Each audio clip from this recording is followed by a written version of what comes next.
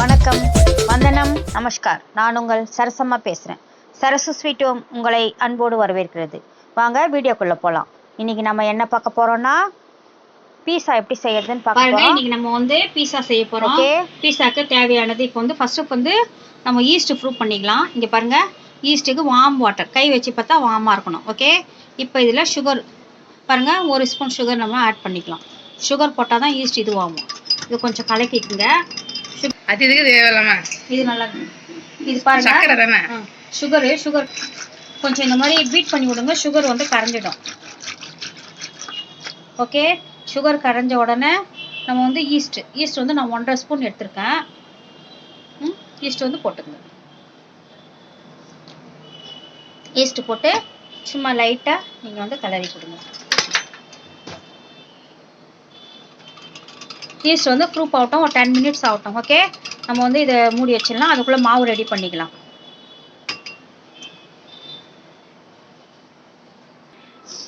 இப்போ வந்து பாருங்கள், நம்ம வந்து 240 ml இருக்குது.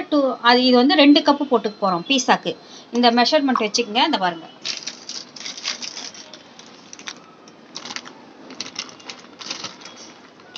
பாருங்கள், நாகா மைதா தான் நம்ம யூஸ் பண்ணுறோம்.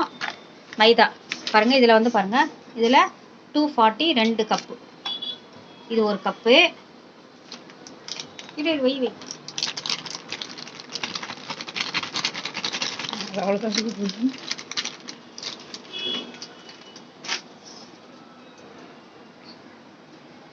இப்போ இது 2 கப்பு நம்ம வந்து மைதா யூஸ் பண்ணிக்கிறோம். இதுலேயே வந்து நம்ம உப்பு 1 டீஸ்பூன் உப்பு. ஓகே, இப்போ இதை வந்து நம்ம ஜெலிச்சிக்கிறோம். என்னம்மா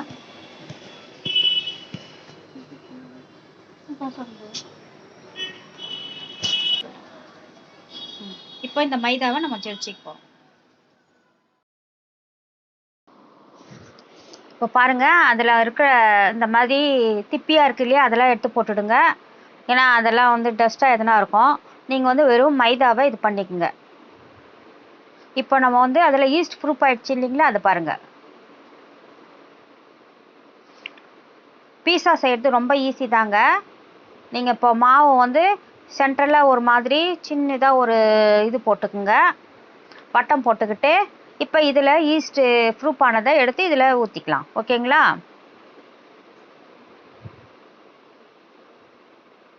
சின்னதாக வட்டம் போட்டுக்குங்க. இந்த மாதிரி போட்டுக்கிட்டு ஈஸ்ட்டு அது சென்டரில் ஊற்றிக்குங்க. பாருங்கள், நல்லா ப்ரூஃப் ஆகிட்டு இருக்குது ஈஸ்ட்டு. இப்போ நல்லா கை வச்சு பிசைஞ்சிக்குங்க.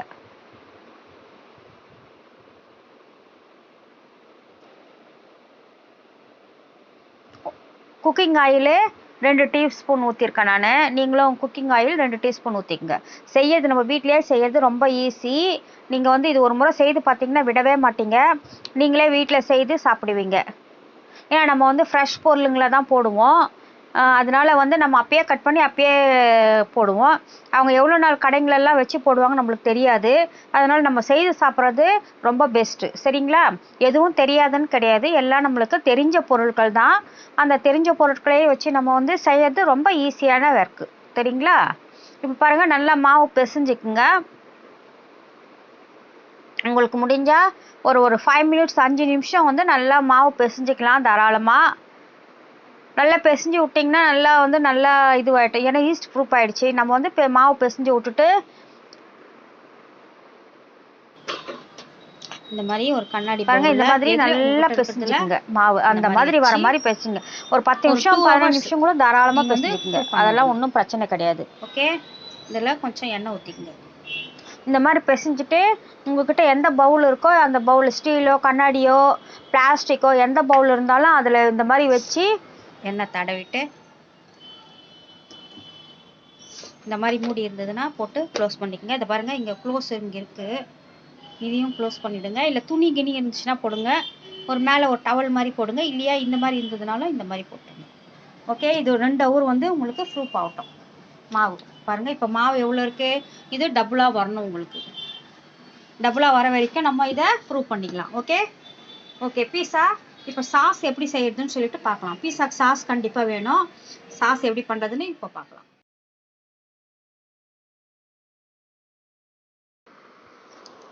சாஸோட லிங்க் வந்து டிஸ்கிரிப்ஷனில் கொடுத்துருக்கேன். உங்களுக்கு சாஸ் வேணுன்றவங்க டிஸ்கிரிப்ஷனில் போய் லிங்க் கொடுத்துருக்கேன், அதை பார்த்துக்குங்க. சரிங்களா? மாவு வந்து நம்மளுக்கு வந்து ப்ரூஃப் ஆயிடுச்சு. முதல்ல பார்த்ததோட இப்போ வந்து பீஸா மாவு வந்து பாருங்க நல்லா வந்து ப்ரூஃப் ஆயிடுச்சு. இப்போ பாருங்க இந்த மாதிரி வச்சு பாருங்க நல்லா வருது பாருங்க. வருதுங்களா? இதுதான். இப்போ நல்லா இது பண்ணிங்கன்னு இந்த மாதிரி கரெக்டாக ப்ரூஃப் ஆயிடுச்சு மாவு. இப்போ நம்ம பீஸா ரெடி பண்ணிடலாம். இந்த மாதிரி குக்கிங் ஆயில் போட்டுக்கலாம். பார்க்கும்போது இந்த பிளேட்டில் பீஸா பிளேட்டில் இந்த மாதிரி பிளேட் எடுத்துட்டு நல்லா குக்கிங் ஆயில் தடவிக்கணும். தடவிட்டு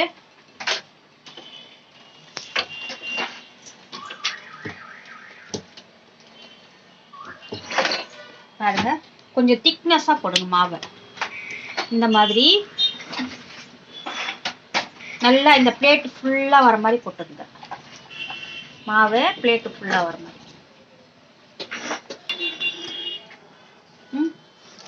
இங்கே பாருங்க இந்த மாதிரி வட்டமாக போடுங்க. கொஞ்சம் நேரம் ஆகும், ஒரு 2 மினிட்ஸ் ஆகும்.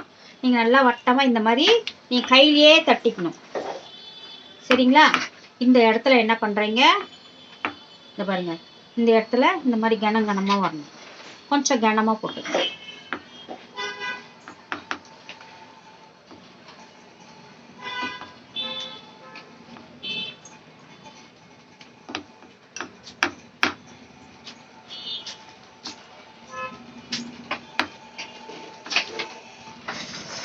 இது அம்மா தெரியாமா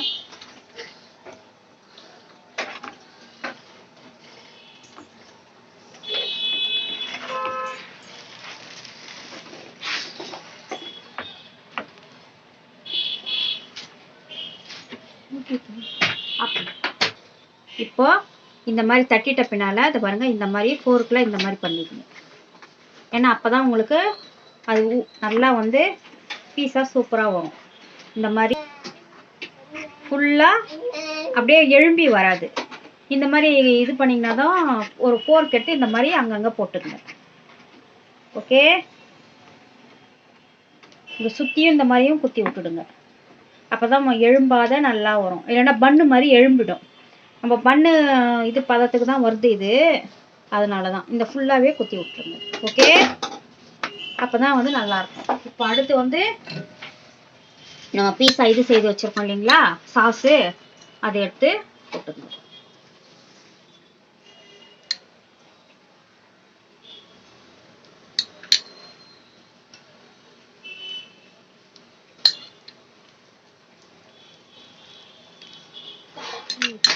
இது பாருங்க இப்போ இது போட்டோம். இப்போ இதுக்கு மேலே வந்து நம்ம சீஸ் துருவி போட்டுக்கலாம்.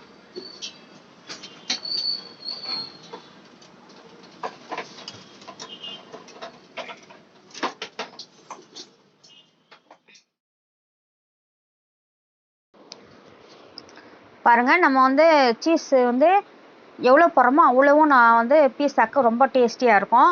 நீங்கள் வந்து இப்போ இந்த மாதிரி சீஸ் வந்து துருவிடுங்க. நல்லா துருவிட்டிங்கன்னா நல்லா டேஸ்ட்டாக இருக்கும். பாருங்க நான் இந்த மாதிரி தான் சாதாரணமாக நம்மக்கிட்ட இருக்கிற காய்கறி இது பண்ணுற துருவுறதில் துருவிட்டேன். நம்ம வந்து சீஸ் துருவின பிறகு கேப்சிகம் போட்டுங்க. குடமிளகான்னு சொல்லுவோம் இல்லைங்களா, அது வந்து க்ரீன் கலர் குடமிளகா வந்து ஃபஸ்ட்டு வந்து இந்த மாதிரி நீட்டாக கட் பண்ணி இதில் போட்டுருங்க.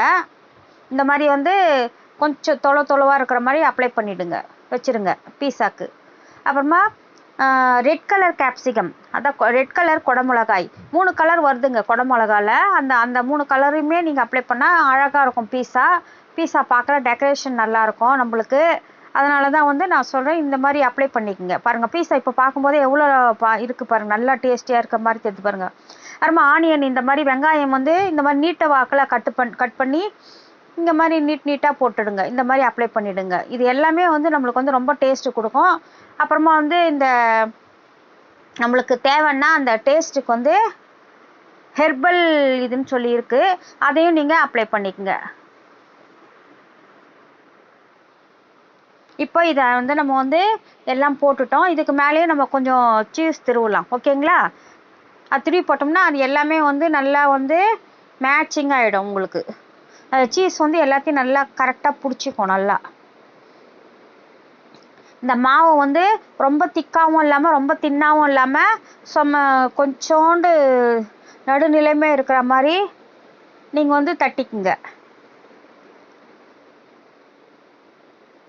சப்பாத்தி மாவு பதத்துக்கு இல்லாமல் அதோட 1 இன்ச்சு எக்ஸ்ட்ரா தட்டிக்குங்க. சரிங்களா? இப்போ சீஸ் ஃபுல்லாக நம்ம போட்டுட்டோம்.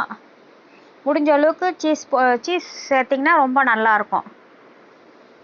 அதுக்குன்னு அடிக்கடி சாப்பிடாதீங்க. சீஸும் உடம்புக்கு நம்மளுக்கு வந்து இதுதான். நம்ம வந்து எப்பாவது ஒரு முறை வந்து செய்து சாப்பிடுங்க. இந்த பொருள்கள்லாம் நம்ம வந்து ஆசைப்படும் போது சாப்பிட்றதான். இந்த மாதிரி எல்லாமே நம்ம அப்ளை பண்ணிட்டோம். அப்புறமா வந்து வேணும்னா வந்து மஷ்ரூம் வந்து நீங்கள் இது பண்ணிக்கங்க. ஓவனில் வைக்கிறதுனா 450 ஃபாரன்ஹீட்டில் 240 செல்சியஸில் 13 நிமிஷத்துலேருந்து 15 நிமிஷம் வரைக்கும் நீங்கள் தாராளமாக வைக்கலாம். நல்லா அது வெந்து ப்ரூஃப் ஆகிடும். சரிங்களா? நல்லா வெந்துடும்.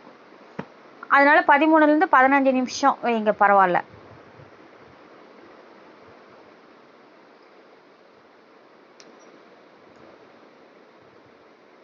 பாருங்க, நம்ம வந்து ஓவனில் வச்சிட்டோம்.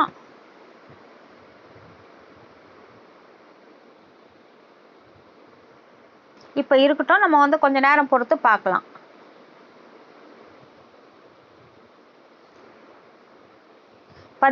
பதிமூணு நிமிஷத்துலேருந்து 15 நிமிஷம் வரைக்கும் தாராளமாக வைங்க. அப்படி அதுக்கும் வேகலைன்னா ஒரு 2-3 மினிட்ஸ் வைங்க, அவ்வளோதான் வரும் உங்களுக்கு. மஷ்ரூம் இருக்கிறவங்க மஷ்ரூம் வந்து அதில் கட் பண்ணி போடுங்க, இன்னும் நல்லா டேஸ்டியாக இருக்கும். மஷ்ரூம் ரொம்ப டேஸ்டியாக இருக்கும்.